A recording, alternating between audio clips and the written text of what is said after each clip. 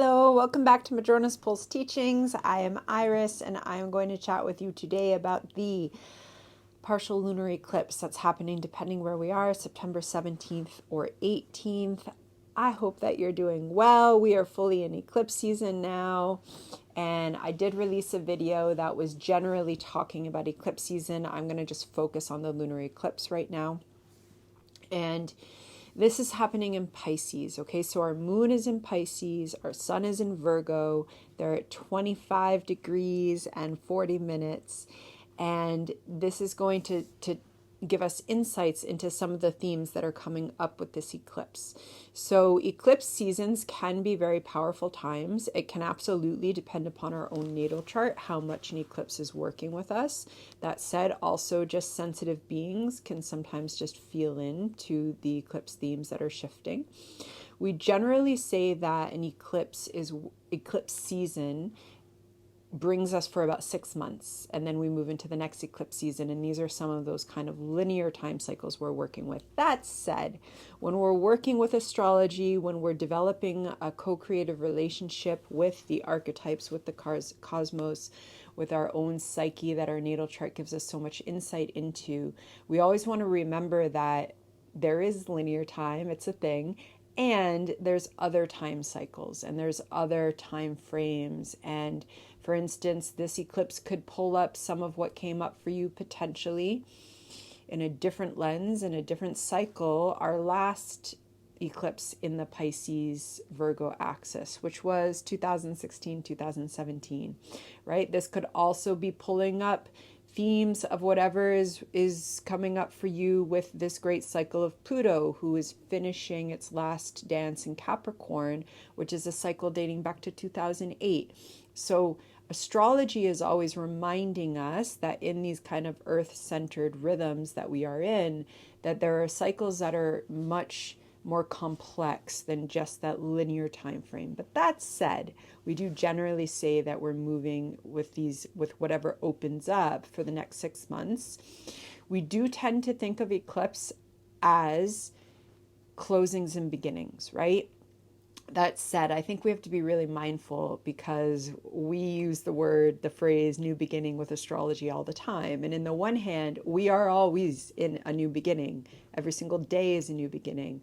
We are always, especially when we work with a mindful, present, embodied praxis in this life, emerging in a moment when it literally is a new beginning. And there are these other moments when we enter and we release what we've been working on shedding, whether it's related to relationship habits or a particular relationship, or we're working on becoming empowered in a certain way.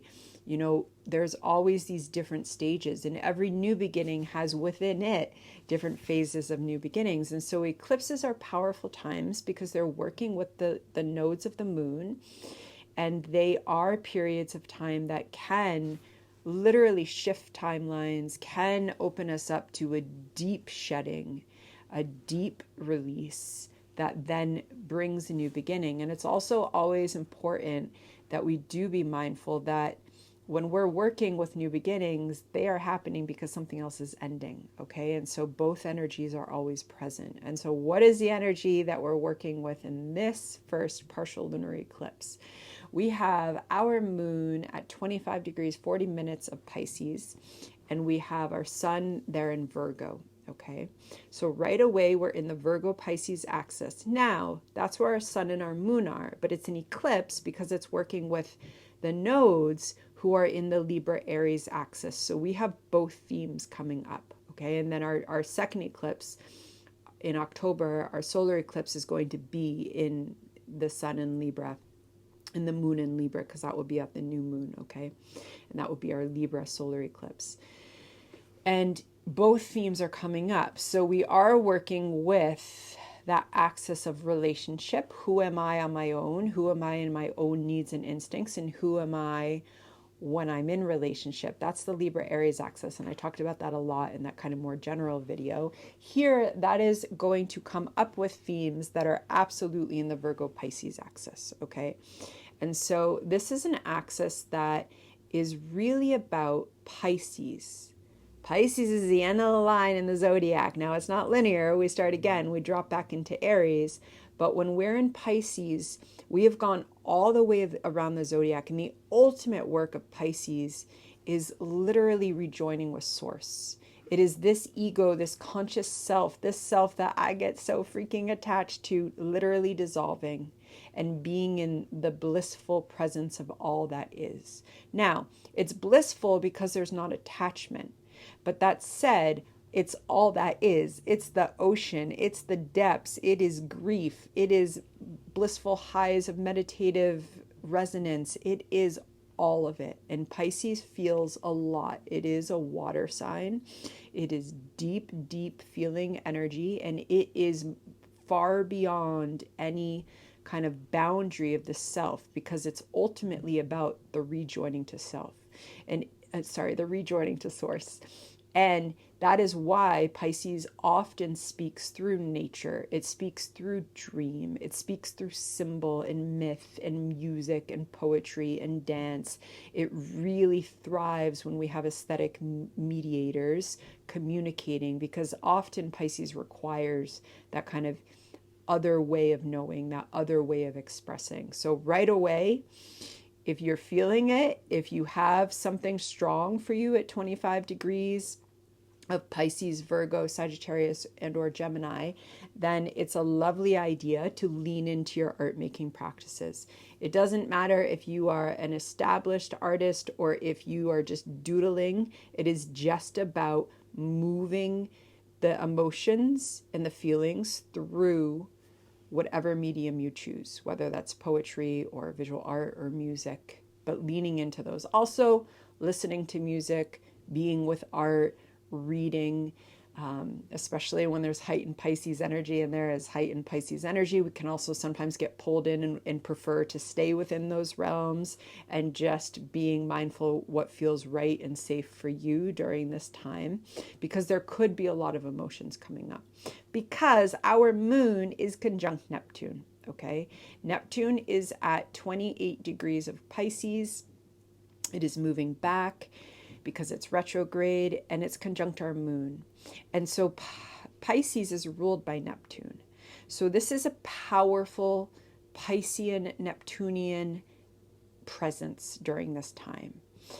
All the more reason to lean in to those practices that support you to kind of make sense of what doesn't make sense, because Pisces and Neptune speak in a different way.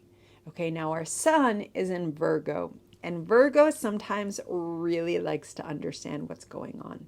Virgo sometimes gets really attached to understanding what's going on. And so during this lunar eclipse, we might have incredible moments of insight, and we might, especially the way that Pisces and Neptune often works, though, is that it's all of it. It's the meditative insight, it's the glimpse, it's suddenly knowing where I'm going on my path, it's the epiphany, it's the momentary pause outside of linear time when we just know, because our ego mind quiets down and we can get into that place where we just know. But then we come back into linear time. Then we come back into a society that's structured and prioritizes linear time to the fact that it's forgotten that we as humans have so many other ways of knowing. And that's when we can kind of get into trouble. And that's when we can start trying to control, or we can start saying, well, why isn't it happening right now? Because that glimpse is in a different time. It's kind of like that out of time moment. And so just firstly being gentle, okay? And secondly, that sun in Virgo is going to be supported by using the practices that help you sync mind and body. Mindful movement practices. Again, if you have an art practice, that's a wonderful way of syncing mind and body. Just going for a walk in nature. Nature usually soothes Virgo, and nature can be part of how Pisces and Neptune speak. So being in nature during this partial lunar eclipse, if that's possible for you. And again, we don't have to go into the wilderness. That can be hanging out with a tree on the end of our street, okay? But just having that connection, that said, could be going into wilderness if that's available to you. But just having that connection with nature, very important, and also potentially grounding. Setting intentions to be gifted with insights, to ask for dreams. If there's something that you're curious about or feeling called to, this is a wonderful time to ask for dreams. And again, then it's wonderful to work with dreams by writing with them, stream of consciously, making art with them, just chatting about them with a friend without trying to figure them out, okay? Because Pisces and Neptune energy is again beyond.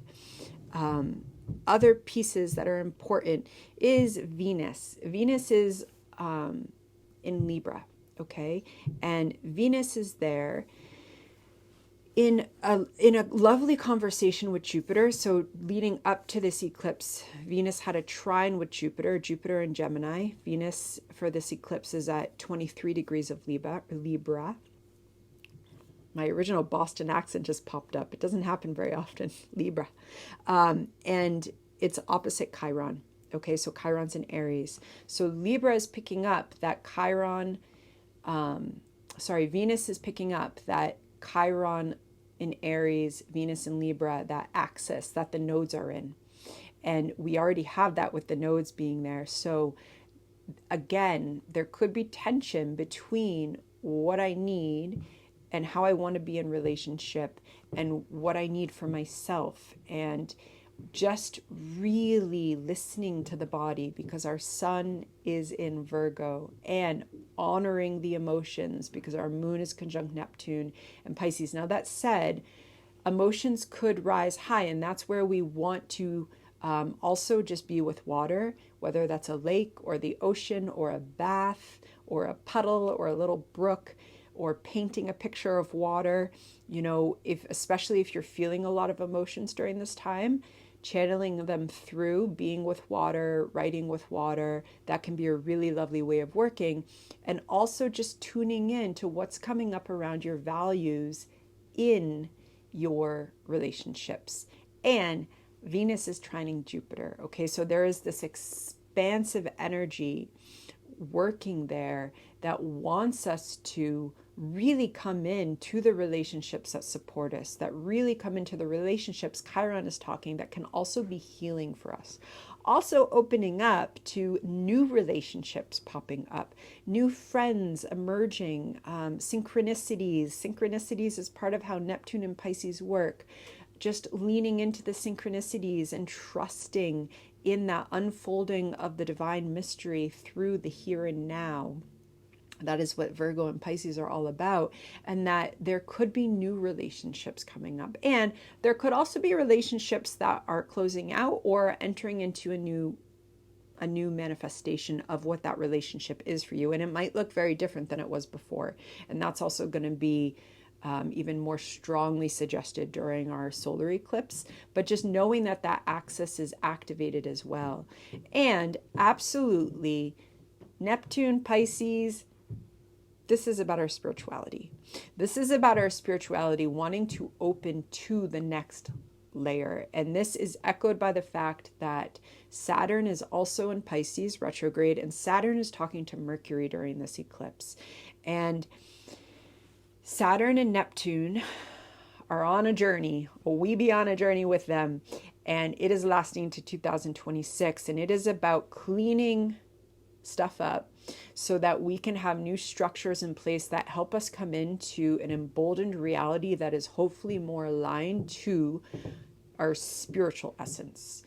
And there we can be aligned to our spiritual essence as diverse individuals, as diverse communities with diverse religious beliefs, and we can still have this spiritual essence. This is what Pisces is all about, that allows the collective to do pretty amazing things if and when it's willing. And it takes work. The spiritual path is work. And that's why Virgo is so freaking good at work sometimes, because it's opposite Pisces, and Virgo is there and it knows when it needs to work. It knows when it needs to do the research, to get the systems in place. It knows when it needs to check off boxes.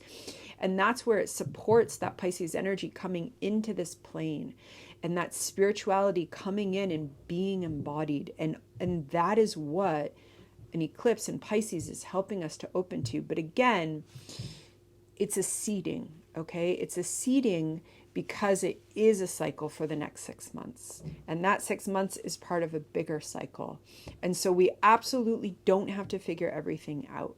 We don't have to know exactly where our path is going, but we do have to be willing to open to the unknown, because the unknown is Neptune in Pisces. The unknown is the divine mystery that is always bigger than our cognitive consciousness. And that's where it's a wonderful time for meditation. It's a wonderful time for those practices that help you quiet the mind so that you can become aware of something so much bigger. And that is echoed by this incredible conversation that the outer planets are having, especially during this eclipse. I talked about this in that other video, but we have Pluto there towards that, at that final degree of Capricorn. We have Uranus towards the final degree of Taurus, and then we have Neptune at 28 of Pisces. So we have this kind of closing out old cycles is represented by these outer planets, and they're all talking to each other, and they are talking to this eclipse. And so they are offering this kind of simultaneous wisdom about closing out. We're talking about old cycles of how humans have been doing things, cycles that are related to power over others, power over the environment, cycles that are related to a human-centric view of everything on Earth instead of recognizing ourselves as a species that can cohabitate and coexist with the ecosystems and other species that are indigenous to this planet as well. And so on the one hand, that's big energy for the collective, and the way that our own lives have, without a doubt, kind of taken on some of those lessons, because they're what control the social whole, and they're the conditions that we're raised within. Even when we're raised in kind of radical alternative, these ideologies are powerful and they get embodied. And so this kind of moment that we're in, and this is a moment that's lasting a few years, so you don't have to stress about doing it all right now, it's closing out. And so it's closing out for us so that we can come into new embodiments of values for ourselves. And the astrology is supporting us, the cosmos, the archetypes are supporting us as we journey forth. And so this could be a moment of really feeling into that. And again, whatever helps you dip into those spiritual waters, it is time for that now, in a way that lets you feel connected, that lets you feel and remember that we are not alone, that we are always connected to Source, because that is the true meaning of Pisces and Neptune. And our moon is there illuminating that for us so that we can plant seeds that are going to carry us through this next stage and probably much longer, okay? Because this is an eclipse season when Pluto is finishing its journey through Capricorn, and that's pretty big. Okay, so there are definitely big cycles closing out. And so just spending some time journaling with that, walking with that. If you work with your chart and you see where you have 25 degrees of Pisces, 25 degrees of Virgo, that's going to tell you some of that, the area of your life where this is happening. And then of course, where do you have 29 degrees of Capricorn? Because that's an ending as well. So there's a lot of endings at this particular moment that are opening us up to new beginnings. And we're probably going to be staggered in different parts of them for a little while. And this is going to be opening while that's closing. And just saying that's okay. It's allowed to be a little messy. It's allowed to have stages. It's allowed to take however long it takes. And it's also allowed to shift like that, because sometimes eclipse season does make shifts like that, and just trusting that we're ready for it. And we do use the language of destiny during eclipse too, so just trusting and journeying forth. And I will be back to talk about more, but hopefully there's some little nuggets in there that can support you, because we are being literally pulled into this energy. Okay, so just being conscious of it now, as we get pulled towards the 17th, 18th, because it's going on now. Okay, be well.